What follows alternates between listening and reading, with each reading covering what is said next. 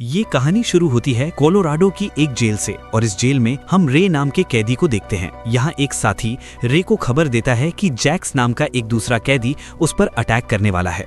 अगले दिन जब रे जेल की बैकयार्ड में था तो जैक्स ने उस पर हमला कर दिया। हालांकि इस लड़ाई में रे जैक्स पर भारी पड़ा और उसने उसे कुत्तों की तरह मारा, लेकिन इस मारपीट के चलते जेल के गार्ड्स ने रे को पकड़ लिया और उसे जेल के एक सीक्रेट चेंबर में बंद कर दिया। ये जेल का वो पार्ट था जहां सबसे खतरनाक कैदियों को रखा जाता था और जेल के गार्ड्स 24 घंटे इन कैदियों की निगरानी करते थे। अब रे को जिस कमरे में रखा गया था वो कमरा पूरी तरह से पैक था और उस कमरे का दरवाजा भी पासवर्ड से खुलता था। अंदर आकर रे जेल से भागने की तरकीब लगाने लगा।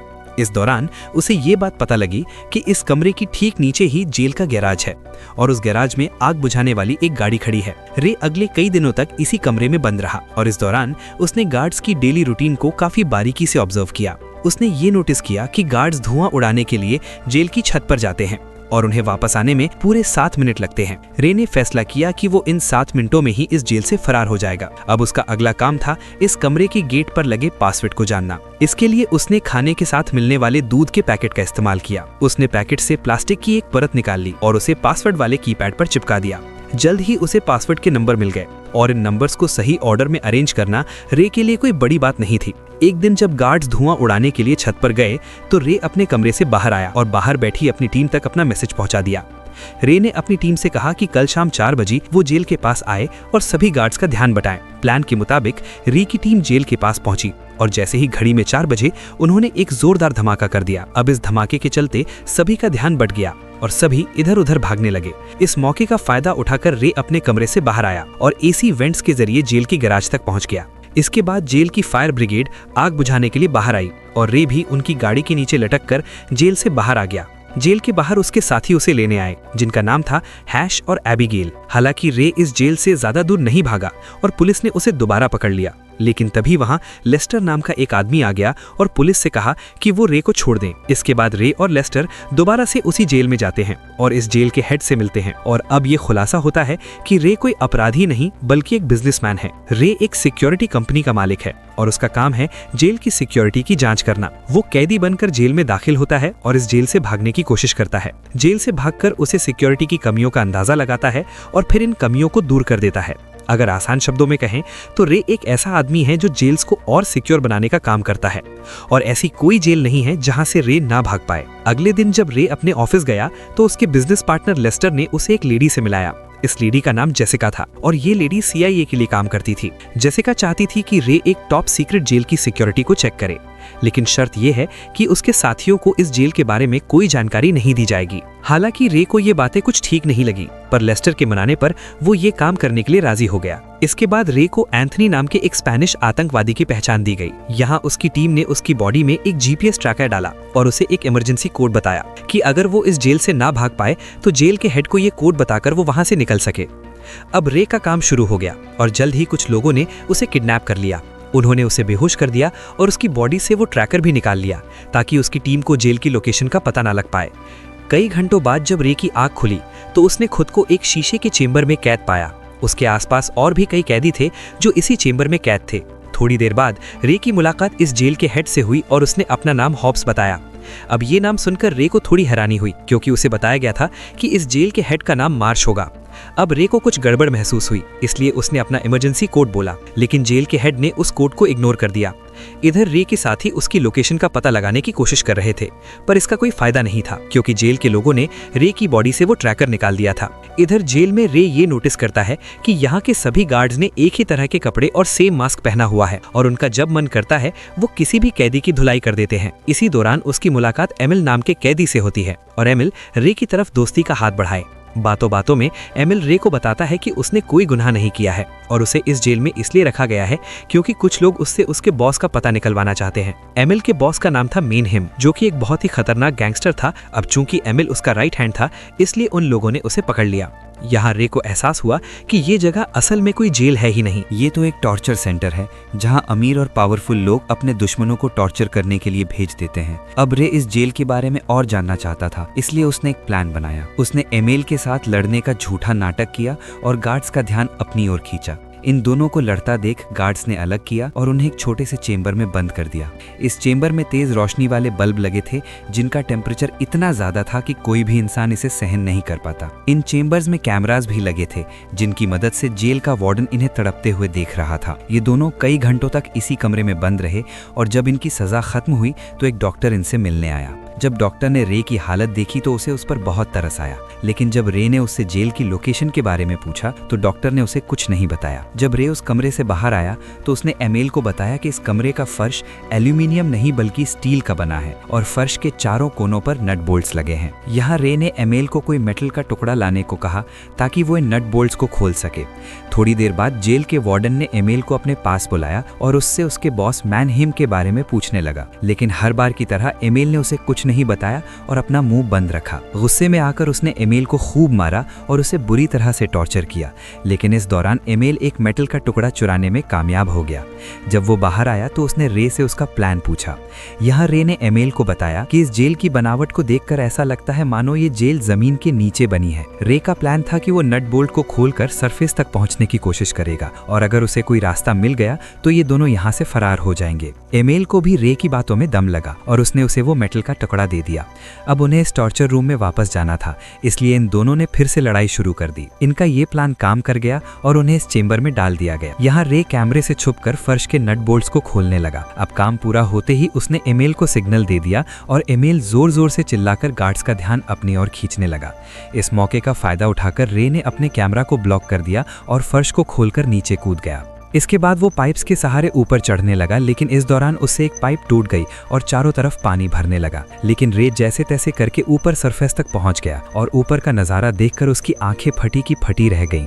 उसने देखा कि ये जेल किसी जमीन पर नहीं बल्कि पानी के एक बड़े से जहाज पर बनी है। इधर पाइप के टूटने से सभी गार्ड्स अलर्ट हो गए और ये देखकर रे भी फटाफट से अपने चेंबर में वापस आ गया। इधर जेल के बाहर एबिगेल और हश लेस्टर के पास गए और उसे रे के लापता होने की खबर दी।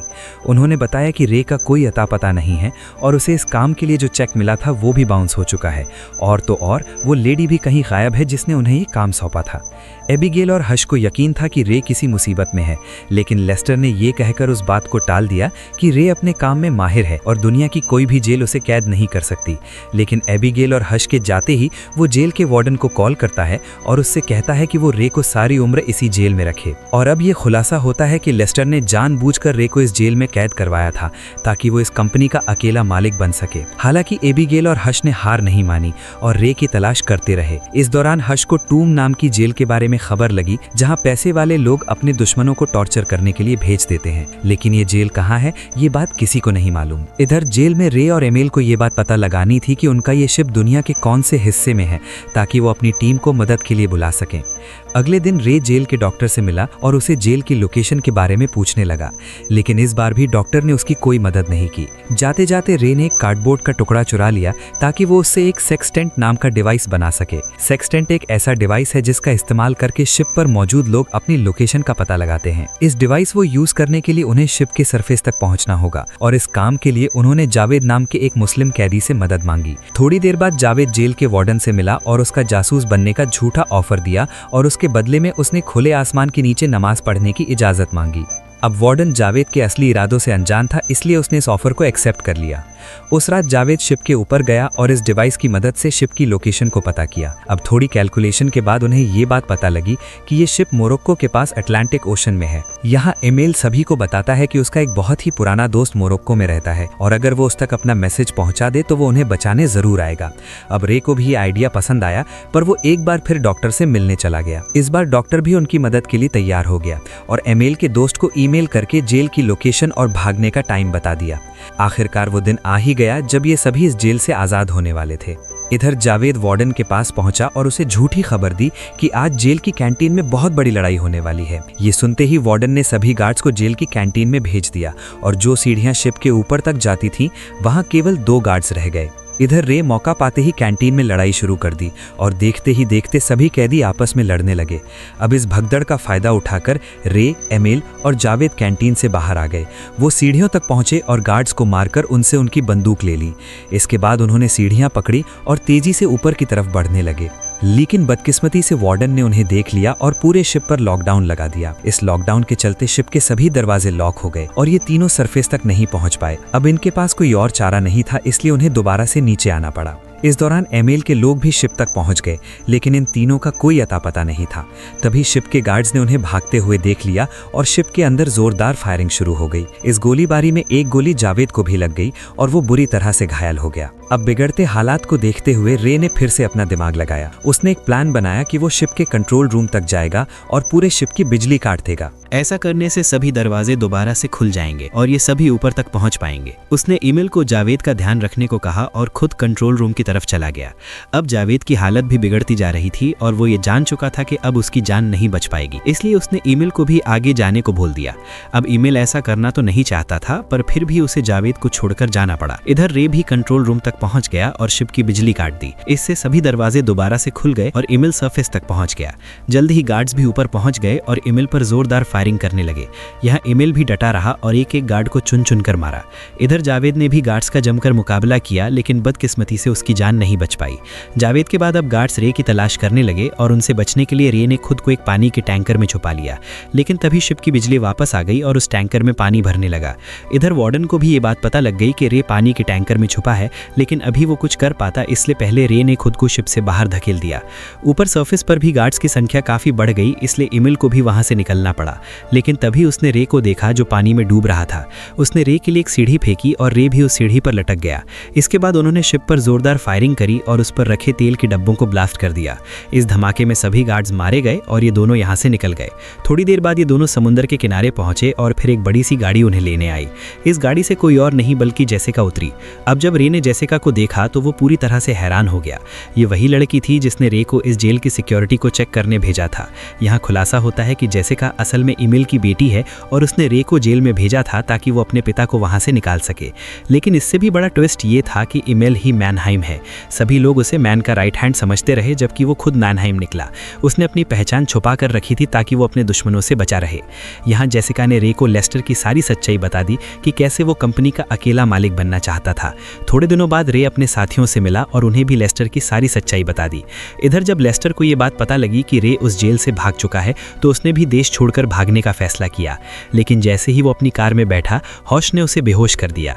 जब लेस्टर की आंख खुली तो वो अभी भी अपनी गाड़ी में था, लेकिन उसकी गाड़ी एक बड़े से कंटेनर के अंदर थी और ये कंटेनर हजारों कंटेनर्स के बीच एक बड़े से जहाज पर था और ये जहाज कहाँ जा रहा है ये बात किसी को नहीं मालूम।